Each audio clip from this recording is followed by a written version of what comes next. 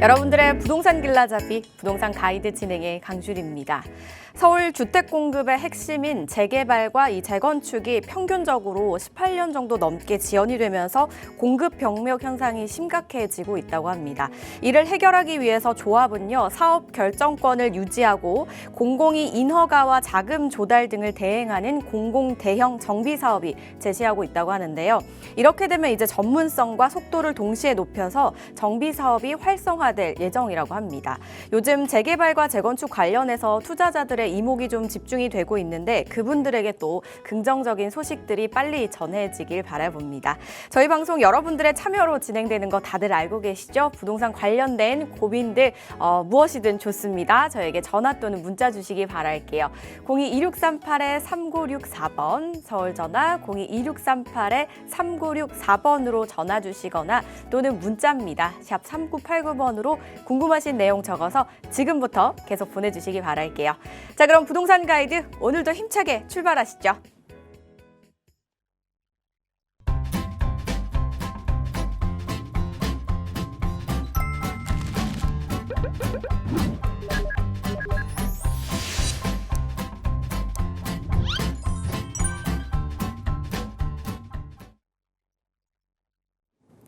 부동산 가이드 오늘 함께 하실 분 바로 모셔봐야겠죠. 여러분들의 궁금증을 속 시원하게 해결해 드리려고 언제나 노력하시는 분입니다. 국토개발연구소의 이윤환 대표와 함께합니다. 어서 오세요, 대표님. 네, 반갑습니다.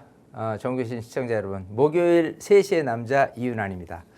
자, 어쨌든 이 프로그램은 여러분들의 사실 방송이에요. 그래서 여러분들 갖고 있는 고민들 정말 연락 주셔서 시원하게 풀 수 있는 방송이니까 여러분들의 참여가 곧 이 방송, 여러분들이 이제 주인공이 되는 거죠. 이제 이 방송을 정말 활기차게 끌고 나가기 위해서는 여러분들의 참여가 필요하다 이렇게 생각이 됩니다. 네, 여러분들의 다양한 참여로 이루어지고 있는 부동산 가이드입니다. 여러분들이 저에게 상담 요청해 주셔야 저희 부동산 가이드도 오래오래 할 수 있으니까요. 많이 연락 주시기 바랄게요. 그리고 저희가 생방송 중에 상담을 진행하고 있지만 그 상담이 조금 부족하다라고 생각하시는 분들은요. 오프라인 자리 한번 또 활용해 보시기 바라겠습니다. 대표님께서 든든히 준비하고 계시다고 하는데요. 어떤 자리인지 한번 들어볼게요. 네, 자, 당연히 이제 세미나인데, 이제 아무래도, 이제 온라인에서 지금처럼 방송을 통해서 이렇게 진행되는 거하고는, 상반되게 오프라인에서 여러분들한테 알려드릴 수 있는 것들은 무궁무진합니다, 사실은. 우선 부동산 시장에 대한 분석도 좀 해야 될 필요가 있을 것 같고, 그리고 이제, 좀 여러분 관련된 투자, 많은들 요즘은 이제 관심이 더욱더 많아진 게, 이제 서울부터, 수도권 일부 지역에 이제 아파트에 대한 토지거래 허가가 묶여지면서 아파트 내 투자는 이제 판로가 막혔습니다. 그러면 이제 결국 풍선 효과에 의해서, 빌라로 많이 관심을 갖고 있는데, 과연 그 빌라 중에서 어느 지역 또, 그냥 단순 빌라가 아니라 개발에 대한 여지가 있는, 그런 빌라에 대한 부분을 어떻게 하면 검토를 할 수 있겠느냐라는 부분이 초미의 관심사고 그런 거에 따른 이익이 얼마나 내가 얼마를 투자해서 얼마의 이익이 낼 수 있느냐도 사실은 그냥 어바웃으로 대략적으로 이렇게 얘기하는 것보단 정확한 수치를 통해서 여러분들을 알려드린다면 이 정도에서 내가 얼마 기간 동안 얼마에 벌겠네라는 부분이 이렇게 명확하게 세워졌을 때 투자라는 거는 확신이 있을 때 하는 거거든요. 여러분들한테 그런 확신을 심어주는 그런 시간이 세미나다 이렇게 생각하시면 될 것 같습니다.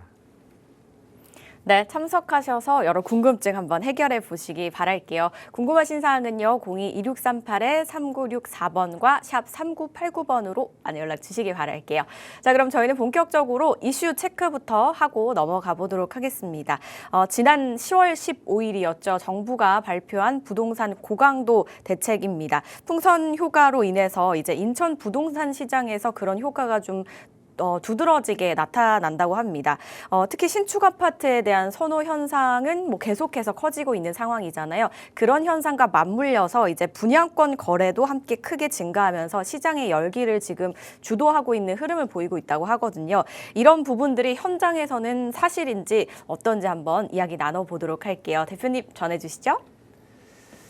자, 우선 기사를 여러분들이 볼 때, 이 기사를 어떻게 판단하느냐에 대한 부분으로 따진다면요, 크게 이제 두 가지로 나눌 수 있어요. 기사가 이 보도성 기사냐, 아니면 광고성 기사냐에 대한 부분을 명확히 여러분들이 체크를 하셔야 돼요. 보도는 그야말로 보도에 그치는 거예요. 지금 부동산 시장이 이렇게 흘러가고 이러이러한 상황이다. 아니면은 뭐 서울시 아니면 지자체에서 어떤 그 정책에 의해서 이렇게 흘러가고 있다라는 부분으로 처음과 끝이 보도에 국한되어 있는 쪽으로만 가는 거에 하고는 틀리게, 이 광고성 기사 같은 경우는 처음에는 그야말로 이제 10월 15일 부동산 대책에 의해서 이렇게 시장이 흘러가고 있다라는 측면을 얘기를 하고요. 시장의 흐름, 그리고 이제 전문가에 대한 의견을 하나를 보탭니다. 그래서 이렇게 흘러가는 게 시장의 흐름도 그렇고 전문가 얘기하는 것도 맞아 떨어진다라고 얘기를 했을 때 일정 광고성으로 이제 분양 물건이 이렇게 나와요. 그랬을 때 이런 기사에 의해서 이런 물건이 대두된다는, 결국은 목적이 이 분양에 있는 거지, 이 시장 논리라든지 전문가 의견이라는 거는, 이거는 오히려 그 분양을 촉진시키기 위한 목적일 뿐이다라고 생각을 하셔야 돼요. 그렇기 때문에 그러면 어떤 판단에서 이 분양 금액이 잘 맞아 떨어지겠느냐? 예를 들어 뭐 김포다, 남양주다, 뭐 구리다, 이렇게 규제 지역에서 벗어난 곳들 같은 경우가 이런 광고성 기사들이 많이 있게 되는데, 흡사 지금 분위기에서 이렇게 실거주를 안 해도 전세를 끼고 이렇게 갭 투자할 수 있는 아파트 또 분양권이다라고 한다면 솔깃할 수 있단 말이에요. 하지만 그 분양가가 온전하느냐, 그리고 내가 전세를 맞춰서 갭 투자를 할 텐데 전세 금액이 온전할 수 있느냐라는 부분은 명확히 체크를 해야 돼요. 특히 이제 인근 거래사의 비교를 통해서거든요. 예를 들어 감정평가사가 내가 이 물건의 시세를 얼마를 평가를 할 텐데 라고 하면서 그냥 임의적으로 이건 얼마야 이렇게 할 수 있는 일은 아니거든요. 결국은 이 물건이 얼마라는 부분에 대해서는 근거를 잡기 위해서 그 인근에 있는 거래가 얼마씩 최근에 금액이 나왔다라는 거를 토대로 할 경우라고 한다면은, 결국은 그 금액이 맞느냐, 또 오바된 건 아니냐라는 부분까지 생각을 하셔야 되고, 또 중요한 거는 그래요. 키포인트는 보통 통상적으로 가장 가격이 올랐었던 시기, 그리고 지금 떨어진 시기, 이거에 대한 부분 때문에 옛날 가격으로 회복될 거다라고 이렇게 착각하시는 분들이 많은 게, 지난 2021년도 하반기 그리고 2022년도 상반기까지 요 사이가 가장 피크였어요.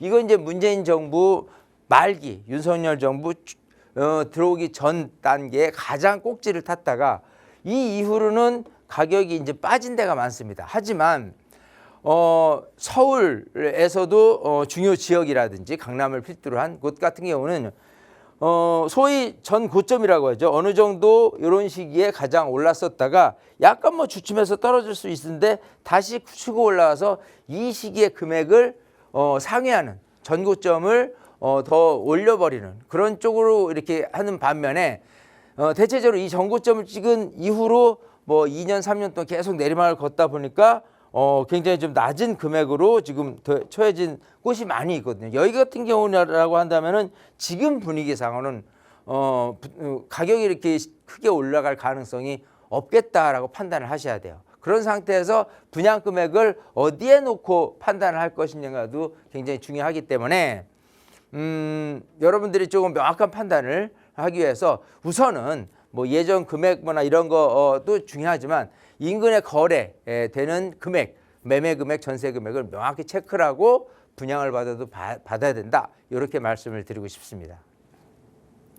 네, 아무래도 이제 전고점 이후에 떨어졌던 시세가 아직 회복되지 않은 지역들이 있잖아요. 그래서 인천에도 그런 곳이 있는데 그 전고점, 그때를 회복하지 않을까라는 기대감을 가지고 지금 시장에서 또 실수요자들이 바라보는 시각이 있나 봅니다. 하지만 이렇게 섣불리 결정을 해서는 안 된다라고 말씀을 주신 것 같아요. 그 이유가 전고점을 회복한다라는 보장이 사실 없을 수도 있잖아요. 그리고 앞으로 또 어떤 일이 생길지도 모르기 때문에 인천 지역에만 국한돼서 바라보시기보다는 조금 더 넓은 시각으로 한번 시장을 바라보시다라는 말을 전해주셨던 것 같고요.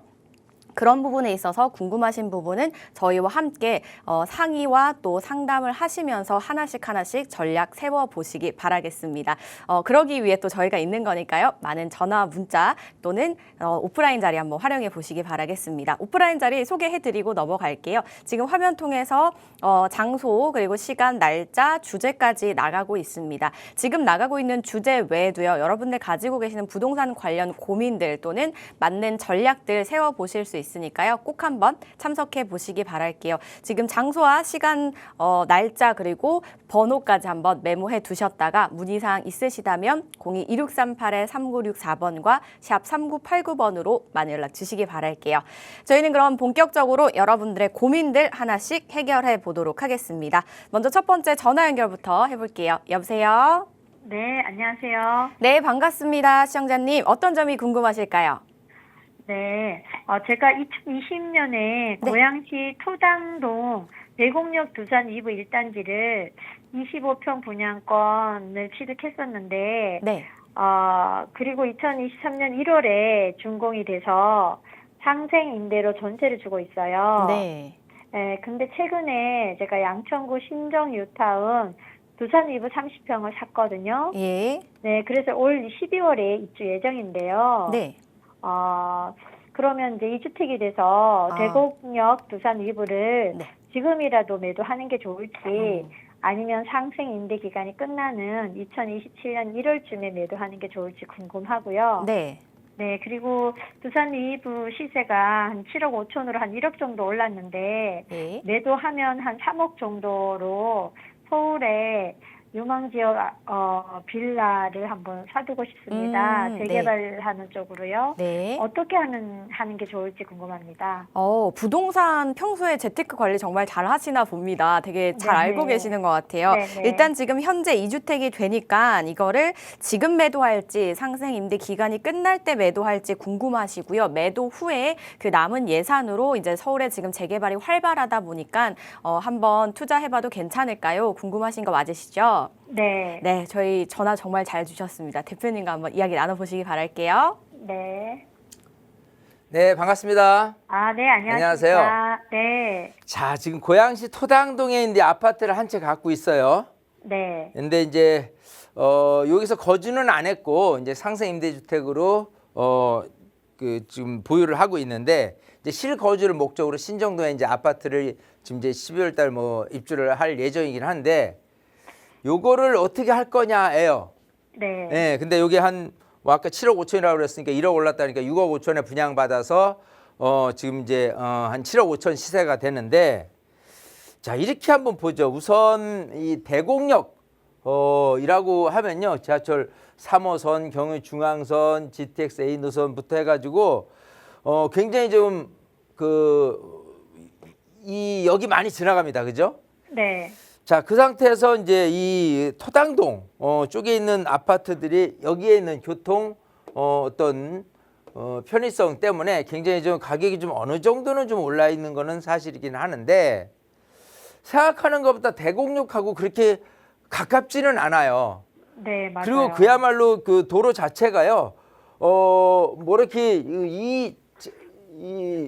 일단은 도시개발 구역에 있어요.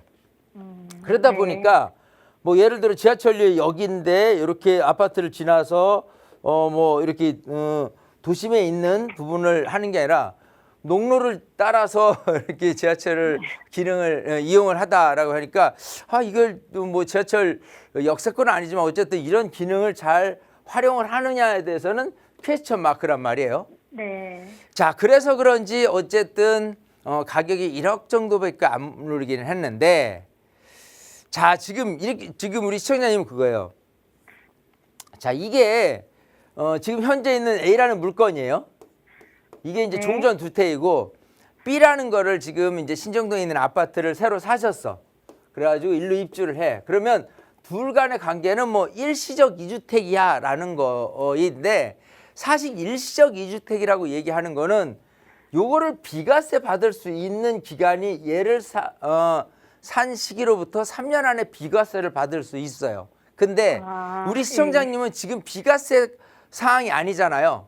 네. 예, 왜냐면 그렇기 때문에 비과세라는 건 뭐냐면 일단은 조정대상 구역에 있을 때 당시에 주택을 뭐 샀다, 분양권을 샀다라고 했을 때 2년 거주 요건이 있단 말이에요. 지금 이제 네. 조정대상 구역이 해제됐다라고 한다면은 그게 없었던 시기가 또 있었지만은 그 당시에 했었기 때문에 거주를 해야 되는데 거주를 못하고 상생 임대주택이라는 것까지도 우리 시청자님 알고 계시다는 거는 결국은 2023년 1월에 이제 들어가지 않고 전세를 놨는데 이 전세를 2년 더 연장을 해주면서 5% 이상을 올리질 않은 상태에서 4년을 끌고 가게 되면 내가 비록 거주는 안에서도 비과세를 받을 수 있다는 것까지도 우리 시청자님 알고 있어요. 네. 그죠? 근데 우리 시청자님 지금 1억 올랐다고 했잖아요. 네. 1억이면은 비과세면 일단은 뭐 어쨌든 12억까지는 세금 한 푼도 안 내요. 네. 하지만 1억에 대한 부분에 세금이 나온다면 얼마나 나올 것 같아요? 5천만 원 나올래나? 네, 그래도 그 정도 나올래나 생각하는데요. 네. 계산해 보면 1억의 양도 차익 같은 경우는요. 대략 한 1,500에서 2천 정도 나와요. 네. 세금이. 네. 생각하는 것보다 많지는 않죠. 네. 예. 근데 이제 우리 시청자님이 아까 저는 뭐 요거 팔고 뭐 돈을 또 좀 더 보태든 어쨌든 3억 정도 가고 빌라를 지금 투자를 하고 싶다. 그것도 네. 서울 좋은 지역에 그렇잖아요.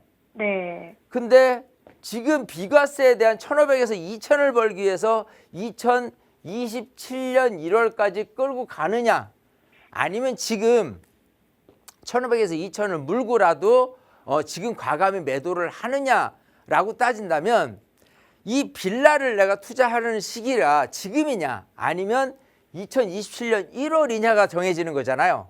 네. 예. 근데 이때까지 끌고 가서 내가 1,500, 2천은 좀 벌었어. 양도세에서 비과세를 얻어서. 근데 네. 내가 가려는 빌라가 웬걸 1,500, 2천이 아니라 저건 5천에서 1억이 올라 있을 수도 있잖아요. 그렇죠. 그걸 생각을 해보면 네. 지금 이렇게 초기잖아요. 10월 15일이 지난달이에요. 지난달부터 일단은 아파트에 대한 부분까지 토지거래 허가까지 묶였고 또 서울 또 모든 곳들이 이 경기도의 많은 곳들이 조정대상구역 그리고 투기과열지구까지도 묶었어요. 자 그렇게 된다면 지금은 초기 단계라 모르겠지만 시간이 지나면서 이런 빌라에 대한 부분을 투자를 해야 되겠다고 하는 분들이 점점 늘 거 아니에요. 지금도 많이 오르는 것 같아가지고 그래서 하는 얘기예요. 포기하더라도. 우리 시청자님이 예. 그거를 지금 느끼고 있기 때문에 네. 이때까지 2027년 1월 달까지 가서 비과세를 받는 게 아닌가 하는 것 때문에 지금 전화를 주신 것 같거든요. 네네. 예, 저는 그 세금 비과세 하나 얻는 거를 생각할 때 몇십 년을 갖고 있는데 지금 뭐 예를 들어 아파트가 수십억이야. 그 상태에서 정말 그때까지 기다린다 그러면 정말 벌써 비과세 얻거냐 안 얻을 거냐에 따라서 세금이 몇 억 차이가 나. 그거는 고민해 볼 문제겠죠. 하지만 지금 우리 시청자님처럼 꼭 비과세를 얻어서 얻을 수 있는 게 한 1,500, 2천 정도밖에 안 된다라고 하면 저는 이때까지 갈 이유가 전혀 없다고 보이는 거예요. 지금이라도 과감하게 매도를 한다고 손치더라도 매도가 잘 될 수 있을지도 몰라요. 요즘 워낙에 실거래 수요자들만이 있기 때문에. 네. 예, 그나마 이 아파트가 좀 새 거고, 그죠? 네. 예, 그리고 일단은 뭐 이 대곡역을 꼭 활용하려는 그런 분들에 의해서라고 한다면은 그 정도 금액에 뭐 7억 5천 정도면은 새 아파트고 뭐 괜찮을 것 같아라고 하시는 수요자들 분명히 있기 때문에 그런 부분에서 또 거래는 될 수 있다고 저는 믿어요. 그렇기 때문에 우리 시청자님이 지금 이사 가시는 건 이사 가는 거예요. 거기는 어쨌든 신정뉴타운도 좋단 말이에요. 그죠? 네. 그런 상태에서 중요한 건 여기서 내가 다 입주를 할 건 아니잖아요. 왜냐하면 지금 상생 임대주택 기간 동안 내내 임차를 줬고 다시 네. 내가 들어갈 일은 없어요. 아, 네. 그럼 얘는 투자 물건이에요. 항상 용도를 따질 때 얘는 무엇에 쓰는 물건인고 라고 생각했을 때 우선 아파트라는 건 거주 용도의 주택이란 말이에요. 그죠? 네. 근데 내가 들어갈 거 아니야 라고 한다면 투자 용도로 뒤바뀌는 거예요. 네. 근데 얘가 투자 가치가 있느냐라고 한다면 그렇지는 않다는 거죠. 그리고 세금을 생각했을 때 겨우 1,500, 2,000 정도 양도세를 얻기 위해서 비과세 혜택을 받기 위해서 그때까지 기다리는 것도 이거는 정말 아니올시다. 저는 이렇게 얘기 드리고 싶은 거예요. 네. 이해되시겠어요? 네, 네. 그러니까 시청자님이 생각한 만큼 조금 그건 아닌 것 같은데 라고 하면서 지금 전화를 주신 이유가 분명히 있을 거고요. 네. 지금이라도 당장 내놓으세요. 뭐 아까 얘기한 일석이조인 이런 거하고 전혀 관계없는 거예요. 그냥. 아. 그죠? 또 예, 이 예. 정부가 들어서 이 정부에서 지금 부동산 대책을 자꾸 내는데 지금 한시적으로는 내년 그러니까 5월 9일까지 양도세가 유예돼 있는 거예요. 중과가. 네. 근데 그게 유예된 걸 다시 그냥 내버려 둔다라고 한다면 유예가 안 되고 중과가 돼 버린단 말이에요. 네. 그러면 이제 두 채에서 양도세 더 내려고 생각하면 억울하단 말이에요. 왜냐하면 지금 5월 초반만 해더라도 지금 6개월 남았는데 이것저것 생각해보면 바로 당장 거래가 될 것 같지 않다고 한다면 지금이라도 내놓는 게 맞는 거라고 저는 보여요. 아시겠어요? 네네. 시청자님의 고민이 분명히 조금 시간을 기다려야 될 것 같긴 한데 뭔가 좀 찜찜해. 그 찜찜함이 맞다는 소리예요. 아시겠죠? 네네. 그러니까 제 얘기대로 과감해 이거를 매도를 하고 그 다음에 서울의 빌라 투자 3억 정도는 뭐 어디를 투자할 것인가를 또 공부하러 세미나에 오시면 아마도 머리가 개운해질 거라고 저는 생각합니다. 아시겠죠? 네네. 우리 시청자님 꼭 알겠습니다. 세미나에 오세요. 네, 감사합니다. 네, 이렇게 정리해드리겠습니다. 지금 보유하고 계시는 고양시 쪽은 이제 뭐 기간 이런 거 생각하지 마시고 그냥 과감하게 매도하시는 게 어떻겠냐라는 의견 주셨습니다. 이 부분 참고해 보시고요. 이제 추가로 매도 후에 빌라를 어떻게 할 것인지 전략을 어떻게 세우면 좋을까요? 이 부분에 대해서는 또 다시 한번 상담 요청해 주시기 바랄게요. 상담 내용 도움되셨길 바라겠습니다. 저 이번에는 문자 체크해 보고 가겠습니다. 9928님께서 보내주셨습니다. 조정 대상 지역 내에 신축 다세대 주택을 고민하고 있는데요. 세제 혜택이 있을까요? 라고 보내주셨습니다. 조정 대상 지역 내에서는 또 이 세제 혜택이 달라질 것 같은데요. 대표님 좀 어떤가요? 자, 일단 지금 이제 뭐 우선 주제가 조정 대상 구역에서의 세금 혜택 이라는 부분이고요. 그리고 신축 빌라에 대한 혜택이 어떤 거냐에 대한 부분을 알고 싶은 거예요. 신축, 그죠?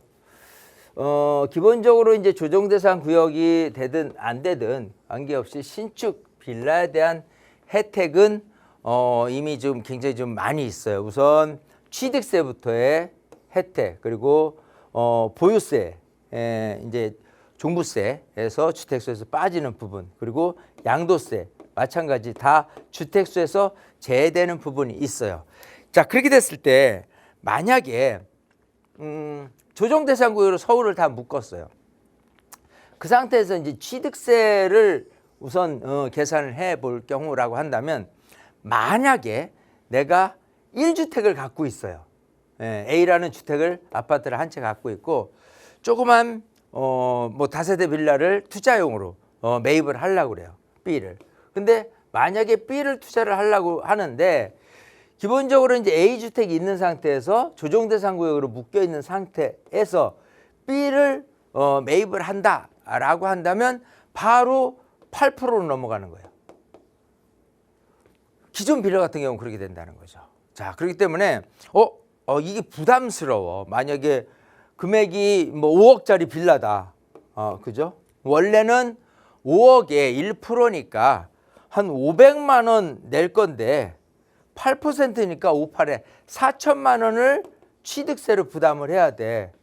이게 엄청나게 큰 거죠. 그러니까 8배가 많아지는 거예요. 원래 500만 원, 58에 40 해가지고 4천만 원이 부담된다 그러면 쉽게 이거 취득세를 내가면서 이거를 살 필요가 있을까까지 고민을 하게 된단 말이에요. 근데 신축 빌라 같은 경우는 주택세에서 제외시켜 주는 거예요. 우선 취득세부터.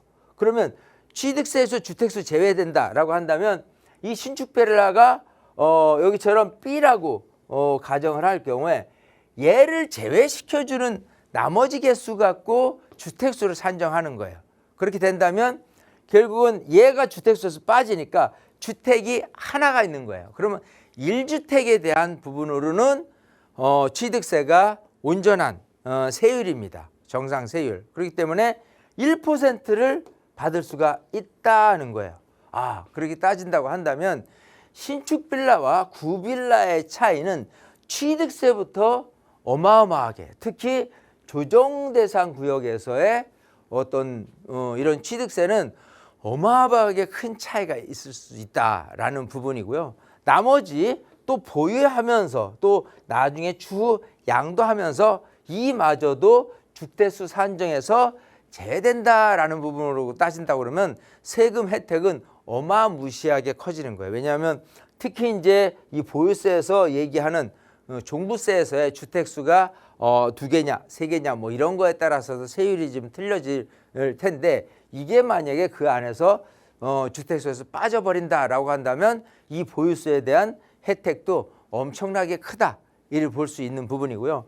또 양도세 같은 경우 비과세 요건은 아니에요. 주택수 산정하는 거는 단지 주택수에서 이 2주택, 3주택으로 늘어날 때 지금은 중과가 잠시 유예돼 있다고 하지만 중과가 부활된다라고 가정을 할 경우를 한다면 기본적으로 양도세에서도 주택수에서 제외되는 효과를 누릴 수 있다는 거로 따졌을 때 보면은 얘가 아닌 다른 거를 팔 때에 대한 부분까지도 사실 혜택이 매우 큰 것이다라고 볼 수 있습니다. 자, 어쨌든 이 조정 대상 구역에서의 신축 빌라의 그 위상은 굉장히 좀 장점이 많아요. 여기부터 출발을 했을 경우에 그렇지 않다고 하더라도 기본적으로 신축 빌라가 갖고 있는 여러 가지 어떤 재개발 현장에서의 이미지는 그런 게 있어요. 나중에 평가를 높게 받을 수 있다는 장점이 있고요. 두 번째는 임차인, 즉 전세를 높게 받을 수 있다는 장점이 있습니다. 오래된 빌라보다 당연히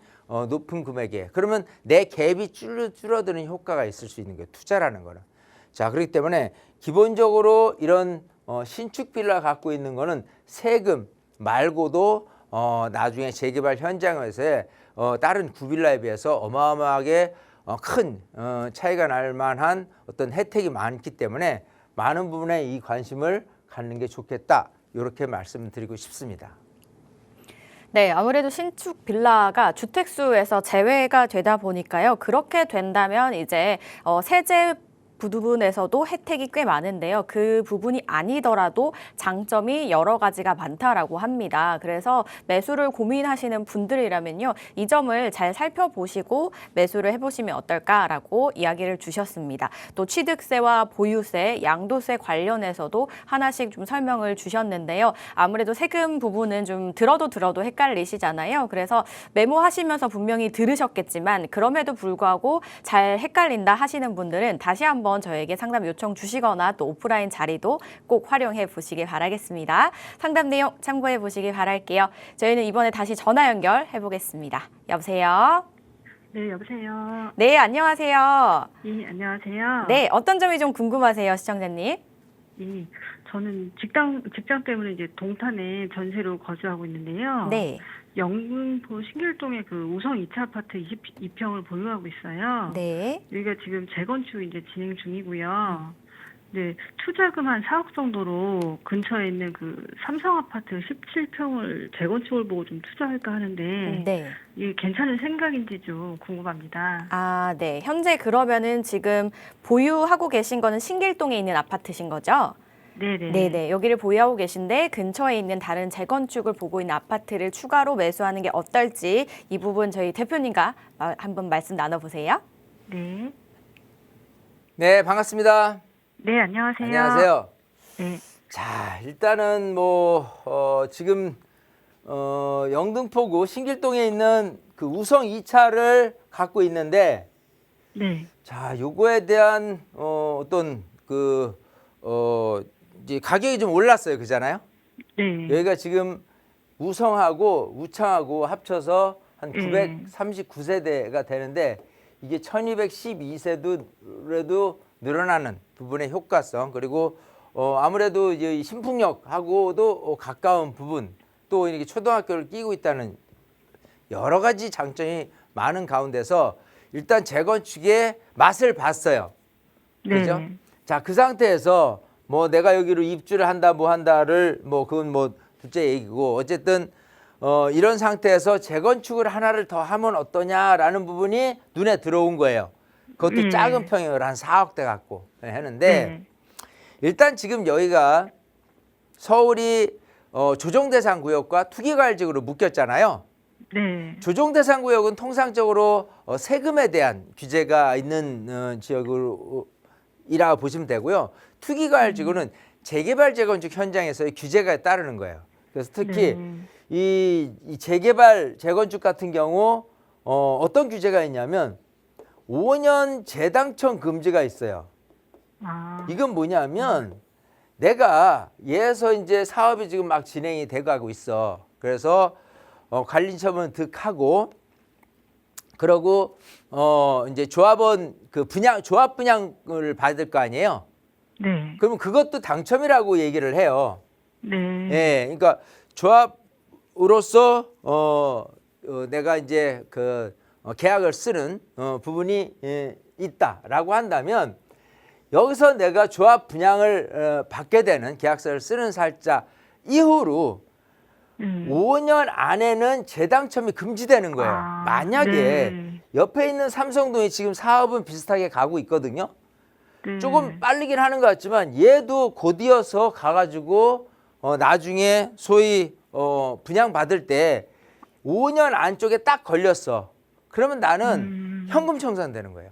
아, 네. 네, 그러니까 이게 굉장히 위력적인 거예요. 그래서 뭐냐면 투기과열 지구다라고 한다면 기본적으로 이제 재건축 단지 같은 경우는 그 소위 조합 설립 이후부터는 조합원 지양도 금지가 들어가요. 예, 그리고 재개발 같은 경우 관리처분 이후에 조합원 지양도가 금지가 됩니다. 물론 완벽하게 막을 수는 없기 때문에 1주택을 갖고 있는 분이 10년 보유 5년 거주 요건을 갖고 있는 물건이다라고 한다면은 매도가 가능은 한데 그런 분들이 많지는 않겠죠. 1주택을 갖고 있는데 한해서. 자, 그래서 어쨌든 재당첨 금지와 함께 조합원 지양도 금지가 생겨나는 거예요. 이 투기과열 지구로 묶이면. 그래서 이 시청자님은 딴 건 모르겠고 재미를 받고 좀 분위기상 이렇게 얼마 정도 이익을 봤는데 여기 보니까 조그마한 17평이라고 아까 했죠. 요거가 좀 만만해. 여기에 투자하면은 좀 그거 한번 성공해 보기 때문에 제 2탄 로또를 맞을 수도 있다는 기대가 있으시겠지만은 안 된다는 거예요. 아, 사서는 네, 낭패를 그러네요. 겪는 거예요. 예. 이해되시죠? 네. 만약에 힘들겠네요. 그런 투자를 한다라고 한다면 우선 아파트에 걸리고 실거주를 해야 되니까 그죠? 네. 우선 빌라를 하는 데 있어서 빌라 같은 경우는 사업이 초기가 있고 아니면 사업이 아예 구역 지정도 되어 있지 않은 곳도 있고 사업이 초기 단계가 있고 사업이 무르익은 단계가 있을 거 아니에요. 네네. 사업이 어느 정도 진행되고 있는 곳을 사면 안 되겠죠. 왜냐하면 네. 아까 같은 그 5년 네. 재당첨 금지 기간에 또 걸려버리니까. 걸리죠. 네. 이해되시겠어요? 네. 그런 네. 상태라고 하면 우리 시청자님이 이 맛은 봤지만 어쨌든 투자에 대한 성공은 해보신 거고 그 경험치 살린다고 한다면 조금 더 좋은 지역의 빌라 네. 쪽으로 단 사업이 전혀 지금은 뭐 얘기하고 있지 않은 곳에 한다고 그러면은 물론 복골 복이겠지만 5년 재당첨 금지 안에는 안 걸릴 가능성이 높다라고 저는 보는 거예요. 네. 아시겠어요? 네, 알겠습니다. 그런 전략으로 좀 네. 생각을 바꿔서 좀 네, 들여다보시고 마찬가지 우리 네. 시청자님도 세미나에 오셔서 네. 이런저런 공부를 하다 보면은 사실 재개발과 재건축에 대한 부분으로 엄밀히 이렇게 좀 들어가다 보면은 재건축은 큰 돈 벌 수 있는 거는 맞아요. 하지만 좋은 지역이어야 되고 큰 돈이 투자돼야 되는 반면에 작은 돈으로 투자할 수 있는 부분 중에 좀 좋은 지역을 선택을 하려고 그러면 재개발 쪽이 유명한 경우가 좀 많이 있다. 이렇게 네. 생각이 되거든요. 네. 그래서 그걸 좀 공부 좀 해가면서 그러고 나서 이참에 한번 투자를 잘 2탄, 제2탄 투자를 좀 해보시면 어떨까 싶습니다. 예, 아시겠죠? 알겠습니다. 예, 네, 감사합니다. 요리 정리해드리겠습니다. 네, 일단 이제 투기 과열 지구에 이제 들어가게 되면은 재당첨 금지와 또 조합원 양도 금지 이 부분이 아무래도 발효가 되기 때문에 이 부분을 고려해서 매수를 하셔야 되겠는데요. 근데 지금 재건축은 재건축과 재개발에 또 큰 차이를 말씀을 해주시기도 하셨습니다. 재건축은 일단 좀 파이가 많이 또 클 거고요. 재개발은 그래도 상대적으로 예산을 작게 들어갈 수 있는 그런 장점을 가지고 있습니다. 지금 투기 과열 지구로 많은 지역들이 또 묶여 있다 보니까 투자에 있어서 쉽지 않기도 하고요. 재건축과 재개발을 보면서 어떻게 투자를 해야 될까? 이 전략 짜기도 쉽지 않은 그런 상황에서 저희에게 지금 요청을 주셨는데 어떻게 하시면 좋을지 가이드라인을 좀 크게 좀 세워주셨거든요. 그래서 이 가이드라인 세우신 다음에 세부적으로 어떻게 맞춰 나갈지도 한번 생각을 해보시기 바라겠습니다. 그러다가 또 막히시는 부분 있으시다면 세미나 활용해 보셔도 좋고요. 또는 저희 전화, 문자, 생방송 중에 계속 열려 있거든요. 많이 연락 주시기 바라겠습니다. 상담 내용 도움 되셨길 바랄게요. 자, 이렇게 좀 머리 아픈 고민들 혼자 괴로워하지 마시고요. 저희한테 전화 주시면 저희가 함께 그 고민 덜어드리겠습니다. 02-2638-3964번과 샵 3989번 계속해서 열려 있으니까요. 많이 연락 주시기 바랄게요. 저희 다음 전화도 바로 연결해 보겠습니다. 여보세요? 네, 안녕하세요. 네, 안녕하세요. 시청자님. 네, 어떤 고민 있으세요? 예. 제가 그 성동구 자양동 그 이튼타워 리버 3차 33평을 보유하고 있는데요. 네. 네, 계속 보유를 해도 될지 궁금해서요. 좀 가격이 예전보다 많이 올라서 네. 그 매도를 하고 제가 현재 그 강동구 고덕동에 살고 있거든요. 네. 그래서 그 생활 거주지 근처로 그 고덕동 근처로 갈아타는 게 좋을지 궁금해서 연락을 드렸고요. 네. 그리고 제가 1주택자인데 네. 왜 거주하지 않은 상태에서 매도하는 것하고 예. 거주를 하고 매도하는 것에 그 양도세 차이가 많이 나는지 좀 요것 좀 여쭤보고 싶어서 전화드렸습니다. 네, 지금 보유하고 계신 곳은 사는 곳과 이제 다른 곳이어서 지금 거주하고 계시는 곳으로 옮기는 것과 그리고 이제 매도 관련해서 이제 세금 부분 또 문의를 주셨습니다. 이 부분 저희 대표님과 말씀 나눠보세요. 네. 네, 반갑습니다. 네, 안녕하세요. 안녕하세요. 자, 지금 이제 보유하고 있는 거는 자양동 이튼타워를 보유를 하고 계시고 거주는 네. 강동구 고덕동에 좀 하고 계시단 말이에요. 네네네. 혹시 이튼타워는 언제 얼마 정도에 사셨나요? 제가 2010년도쯤에 샀고요. 네. 그 당시 한 5억대에서 샀어요. 어이구, 그 당시 5억, 지금 시세는 얼마 정도예요? 요새는 한 23억 정도 23억. 거래된다고 이야, 들었어요. 많이 올랐어요, 그죠? 일단 네. 우선 축하드려요. 예, 뭐 어쨌든 이렇게 가격이 많이 오른 곳이 있고 물론 더 오른 것도 있어요. 그리고 덜 오른 것도 있고, 그죠? 그렇죠. 자, 근데 중요한 건 이제 이걸 많이 올랐으니까 매도를 과감히 하고, 그리고 이제 지금 살고 있는 것은 고덕동이니까 네. 고덕동 쪽에 있는 아파트 굉장히 좀 살기 좋잖아요. 단지도 네. 크고, 네네. 예, 여러 장면이 있는데 우선 향후 앞으로 이제 전망이라는 것만 따졌을 때 보면은 고덕동을 거주 환경으로 따졌을 때는 굉장히 조금 좋아요. 왜냐하면 고덕동에 거주하시는 분들이 쉽게 어디로 이사 가시기보다는 그 동네에서 계속 머물고 싶어하는 그런 분들을 많이 봤어요. 네. 그러다 보니까 왜냐하면 여기는 여기서 생활하기 편해. 근데 집값이 조금 내가 밀려. 그러면 하남으로 옮겨 타기도 좋아요. 그죠? 그러니까 네. 집값에 따라서 아파트 단지가 있긴 하지만은 이 고덕동에 있는 아파트 아파트가 내가 이제 금액이 지금 다 안 된다 그러면 충분히 이제 다른 지역의 아파트로 갈 수 있기 때문에 어쨌든 간 그 거주 환경 좋고 또 돈에 따라서 움직이기도 좋아요. 자, 아마도 이쪽 동네도 시세가 한 23억 정도 될 거예요. 그죠? 네. 같은 23억을 놓고 봤을 때 고덕동도 많이 오른 거는 맞아요. 그죠? 네. 근데 향후에 아파트 가격 상승 요인을 생각한다라고 한다면 기본적으로 여기처럼 이 자양동에 있는 지역의 장점은 사실은 굉장히 조금 미래가 밝습니다. 왜냐하면 지금 여기 7호선 라인에 건너면 청담동이에요. 그죠? 네. 여러 가지 그 영동대로에 대한 지하부터 해서 뭐 마이스 산업부터 해서 여러 가지 뭐 이 한강 건너에 큰 이슈들도 좀 많이 있고요. 그리고 자체적으로도 이 자양동 바로 이쪽 옆에 이제 자양사동 신속통합기획이라는 부분 아니면 자양 2동에 이렇게 모아타운이라는 부분 따지면 이제 아파트 단지들이 외롭지 않게 계속 늘어나요. 그러니까 아까 고덕동에 있는 아파트 단지가 단지 하나로만 구성되어 있으면 그렇게 많은 사람들의 인기가 있었을까라고 생각하지만 옛날에 고덕주공 1단지, 2단지, 3단지, 4단지부터 해가지고 엄청나게 많은 주공아파트들이 전부 다 재건축돼 가지고 이렇게 새 아파트 대규모 단지들로 변했어요. 신도시죠. 미니 신도시. 그죠?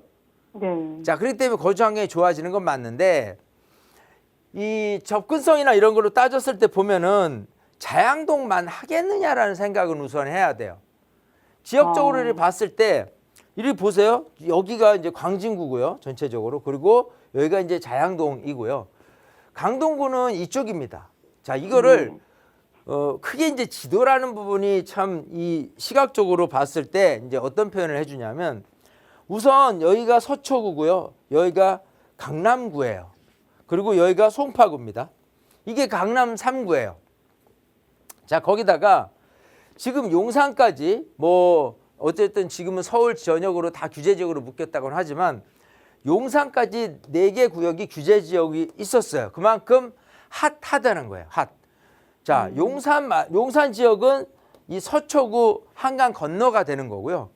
그 다음에 지금 마찬가지 광진구 같은 경우는 이 잠실의 한강 건너가 되는 거고 또 옆에 있는 성동구 같은 경우는 강남의 한강 건너가 되는 거예요. 그러면 이렇게 한강을 끼고 있는 상태에서 요 한강 라인 벨트로 따진다니까 따져보면 이 서초구, 강남구, 송파구 그리고 용산구, 성동구, 광진구가 한눈에 들어올 수밖에 없어요. 네. 자, 그에 반해서 지금 여기는 송파구에도 못 미치는 강동구에 일단은 속해요. 그잖아요. 네. 그런 상태에서 여기처럼 중심 지역하고는 조금 외지다라고 표현할 수밖에 없어요. 그잖아요. 네. 그런 상태에서 어느 게 더 가격이 오르겠냐라고 한다면 시간이 지나서 지금 잠실 아파트도 뭐 한 30몇 억씩 한단 말이에요.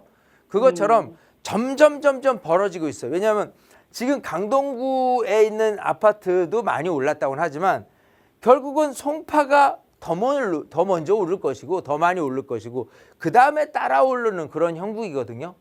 그러면 아까 얘기한 대로 기본적으로 광진구 아파트들이 먼저 선행해서 올랐다라는 게 우선하지 얘가 먼저 올랐다라고 볼 수는 없는 오를 거라고 보이진 않는다는 소리예요. 이해되시겠어요? 네. 그러면 지역적으로 이튼타워 그래 뭐 몇백 세대 안 되고 또 주상복합이고 여러 가지 단점을 찾는다면 찾겠지만요. 이런 어떤 큰 부분에 생각하면 지역을 우선해서 보는 게 첫 번째다. 저는 그렇게 생각을 해요. 그래서 광진구 자양동의 뭐 자양역 근처라는 부분에 큰 장점을 생각한다면 앞으로 상승 여력은 강동구에 있는 아파트 단지들보다는 훨씬 더 높다 이렇게 저는 생각을 해요. 이해되시겠죠? 네. 그리고 또 하나는 아까 이제 세금에 대한 얘기를 물어보셨는데 네. 세금은 이래요. 근데 비과세라는 부분이 참 좋잖아요. 네. 비과세는 그야말로 세금을 한 푼도 안 내요. 단 12억까지 이하는 한 푼도 안 내요. 얼마에 샀든 간에. 그죠? 파는 네. 금액이 12억까지는. 자, 근데 이제 비과세라는 부분으로 딱 들어가면 이 비과세 이후 이 12억이 넘든 어쨌든 만약 그랬을 경우에 세금을 줄이는 방법에서 가장 큰 특징 중에 하나가 장기보유 특별공제예요. 장특공제. 네. 이게 굉장히 큰 혜택이에요. 자, 장특공제를 1주택을 갖고 있는 상태에서 비과세다. 즉 12억이 넘는다. 어쨌든 그렇게 된다면은 80%까지 받을 수 있어요. 커요. 장특공제는. 기본적인 일반적인 장특공제는 30%까지만 받을 수 있어요. 이거는 15년 이상만 들고 있으면 30%를 공제를 해주는데 주택에 한해서 특히 1주택에 한해서 장특공제를 80%를 해줄 수 있어요. 하지만 80%를 혜택을 받을 수 있는 요건은 이렇게 나눠집니다. 뭐냐면 거주 요건과 보유 요건으로 나눠버렸어요. 문재인 정부 때. 그래가지고 거주 요건이 이제 4%짜리 그리고 보유 요건이 4%예요. 즉 보유 기간이 한 10년이 됐다라고 하면 40%를 온전히 찾아요. 그죠? 그리고 네. 거주 요건이 4%짜리니까 10년 했다 그러면 40%를 온전히 찾고 이 상태에서 80%를 혜택을 본다라고 한다면 만약에 내가 옛날에 1억에 샀는데 지금 20억이 됐어라고 하면 세금 대략 한 3천 나와요. 그러니까 위력적인 거예요. 장특공제라는 건. 근데 이 장특공제 80%를 가기 위한 요건이 있습니다. 그건 뭐냐면 일단 2년 거주는 해야 돼요.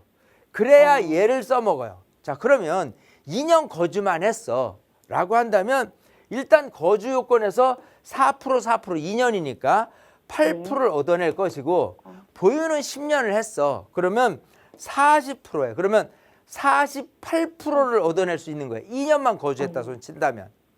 근데 이제 거주를 3년 했다, 4년 했다, 5년 했다 하면서 여기서 4%가씩 공제돼요. 그러면 4%를 공제를 했을 때 이제 그 금액이 크다. 이튼타워다. 예를 들면 뭐 여기처럼 20몇 억이야. 그러면은 1년 살면서 내가 얼마가 세이브 되는지가 눈에 보여요. 이해되시겠어요? 네. 그러니까 그런 측면에서 단지 보유가 아니라 거주 요건에 대한 신경을 써야지만 세금을 최대한 줄일 수 있다. 이거예요. 아시겠어요? 아시겠죠? 그러니까 거주라는 부분이 굉장히 좀 중요하다. 세금을 줄이는 데 있어서. 그리고 아까 초기에 말씀드렸다시피 자양동에 있는 이튼타워를 버리고 고덕동으로 가는 거는 아니다. 여기를 차라리 고수를 하고 고덕동에는 그냥 전세를 거주하든지 그렇게 하시는 게 더 낫다요. 아시겠어요? 네네. 네, 뭐 너무 더 감사합니다. 자세히 궁금한 점 있으면 꼭 세미나 오셔서 다시 한번 물어보셔서 확인하시면 좋을 것 같습니다. 네, 네, 감사합니다. 이렇게 정리해 드릴게요. 네, 총 2가지 질문 중에 첫 번째는 일단 이제 지역 우선적으로 보시는 게 나을 것 같아서 자양동을 유지하시면 좋겠다라고 말씀을 주셨고요. 그리고 두 번째 이 세금 관련해서는 이제 1주택에 한해서 장기 보유 특별공제라 그래서 장특공이 80%까지 가능한데 이 80%까지 받으려면 거주와 보유 요건을 다 채워야 된다라고 말씀을 주셨거든요. 그래서 거주 부분 굉장히 중요하니까요. 이 부분 꼭 참고하셔서 두 요건 다 채우셔서 80% 잘 활용해 보시기 바라겠습니다. 그래도 전화 끊으실 때 굉장히 만족해 하시는 것 같아서 저희도 기분이 좋았습니다. 저희 상담은 여기서 마무리하도록 하고요. 빠르게 오프라인 자리 설명 한번 들어볼게요. 오프라인 참여하시면 이보다 더 다양하게 이야기 나눠보실 수 있다고 합니다. 대표님? 항상 시간이 부족하다라는 게 제일 아쉬운 부분인데 이 마지막 우리 시청자 사연을 딱 들으면서 지역에 대한 부분 그리고 세금에 대한 부분을 자세히 말씀드렸어요. 사실은 시간 관계상으로 딱 따진다면은 이분을 빠르게 설명을 해드리고 그러고 다음 시청자 사연을 들어서 거기를 해결해주면 좋을 것 같은데 제 마음이 편치 않아요. 왜냐하면 정확하게 알려드려야 될 부분이 있는데 그거를 자르고 이 부분 하고 또 다음 분 시청자 사연 물론 이제 빨리빨리 이렇게 말씀을 드리면 좋은데 이렇게 자세하게 어느 정도는 좀 해드려야 좀 이렇게 해드렸다라는 생각이 듭니다. 이것보다 더 귀한 건 세미나에 오셔서 해결진다면 말끔히 해결될 수 있다 이렇게 말씀을 드리고 싶습니다. 궁금하신 사항은요. 02-2638-3964번과 샵 3989번 많이 연락 주시기 바랄게요. 저희 방송에서 제공하는 정보는 투자 판단에 대한 조언일 뿐 해당 부동산의 가치 상승과 하락을 보장하지 않는다는 점 기억해 주시기 바랄게요. 저희 내일 이 시간 다시 찾아뵙겠습니다. 시청해 주신 여러분 고맙습니다.